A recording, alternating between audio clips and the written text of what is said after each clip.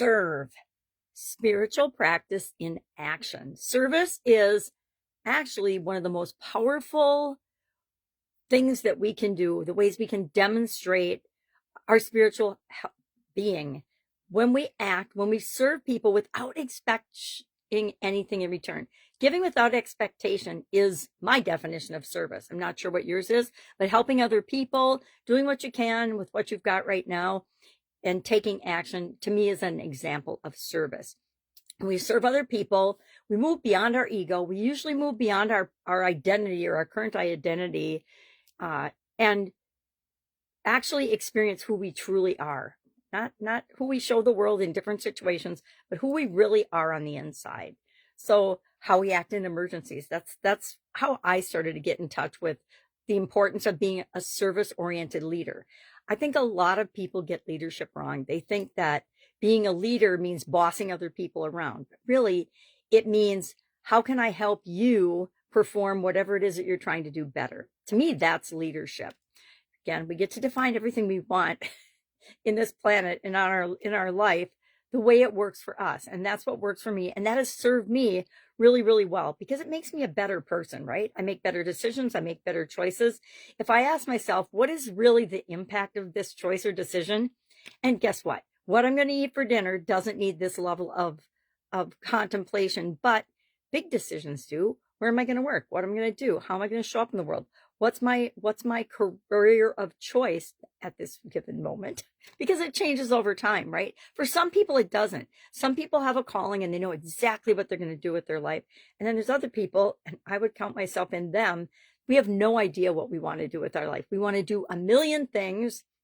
I think they call that neurodivergent nowadays, but it didn't have a name when I was growing up and when I was in businesses. I'm still in businesses, but when I started my career and started my businesses and when I went through school and things, you know, there were not all of these diagnoses that we put on people and labels that we put on people now.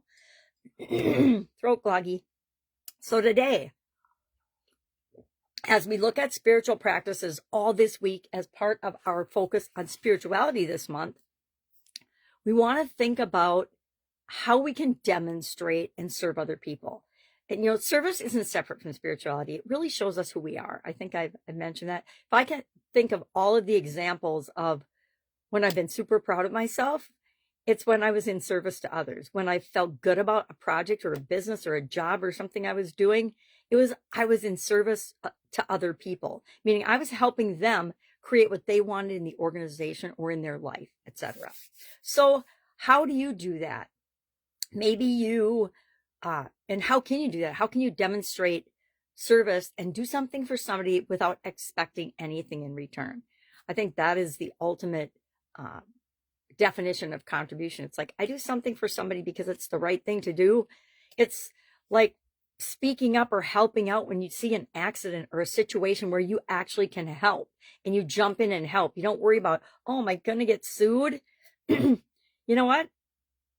I don't know why you would attract that, but sometimes people do. They worry about that. And so they'll watch something bad happen in front of them. And instead of helping, they'll think of their own identity and selfish doubts, fears, worries, because that's what it is. Doubts, fears, and worries of all the people that help other people on the planet on any given day. How many of them actually get sued? I want to say only in America, because we went through a phase of very sue happy. I think we're still in it. I think I choose not to participate in it, but I think it still goes on. It's like one of my favorite questions is, well, how can I help? And I really mean it. When I say, how can I help? How can I help? How can I help you right now? And I would say 98% of the time, I help people for just the sake of helping them. I don't expect anything in return. And then, of course, we have to make a living. So I help other people solve problems. And I do need something in return for that. I expect to be compensated for that so that I can continue to serve the 98% of the people and help 98% of the people that I otherwise could not help and serve because I'd be too busy scratching myself out a living. So how can we demonstrate this today? What's our action item? Our action item today is to serve somebody with no expectation in return. You can do this by cooking a meal for somebody, cooking a meal for a neighbor, helping a stranger, helping an old lady across the street. This old lady, I don't like to get help across the street, but sometimes I probably need it, especially with the vision these days. You could mentor somebody, you could volunteer, you could teach somebody something new that you just learned. You can phone a friend. You can check in with your mom. This is a reminder for myself to call my mom today. All right, but do it anonymously. I'm not going to call my mom anonymously. I think she knows my voice by this point. We've both been around quite a long time.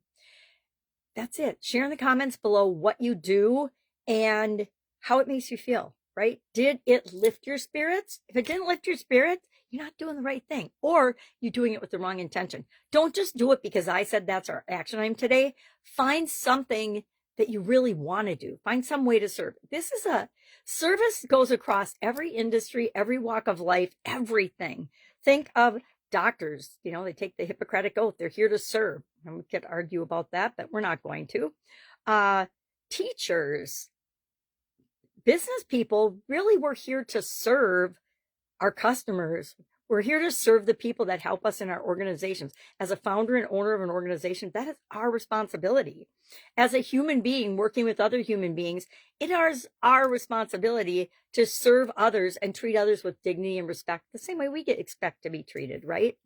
And is that service, or is that just being a good human being? We could discuss that another day. All right. Any questions about this? Reach out and ask. This is my Interact with Human Beings Day, my favorite day of the week. Now, if I can help you, ask. Otherwise, go out, make it an amazing day, and I'll, of course, be with you tomorrow.